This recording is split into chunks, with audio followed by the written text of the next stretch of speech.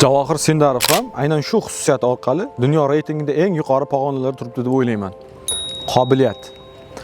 Insonning muvaffaqiyatga erishish uchun qobiliyat juda yuqori o'rinlardan birida turadi. Ko'pchilik qobiliyatni tug'ma bo'ladi, hammada ham bo'lavermaydi deb o'ylaydi, lekin bu xato fikr.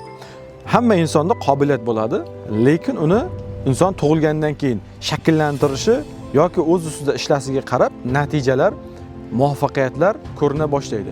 Ota-onalar shu jihatlarga e'tibor berishini so'rab qolardim. Farzandingizni albatta qaysidir yo'nalish bo'yicha qobiliyati bor, lekin siz uni ko'ra olmasligingiz mumkin. Tadqiqotlar shuni ko'rsatadiki, muvaffaqiyatga erishishda tug'ma qobiliyatdan ko'ra tinmasdan, intizom bilan, qat'iyat bilan o'z ustida ishlashi asosiy sabab keltirilgan. Statistikaga qaraganda, ayrim ko'nikmalarni inson egallash uchun minglab soat shuning ustida ishlash kerak bo'ladi. Bu shuni anglatadiki, bu tayyor natija emas, balki rivojlanadigan tizimdir.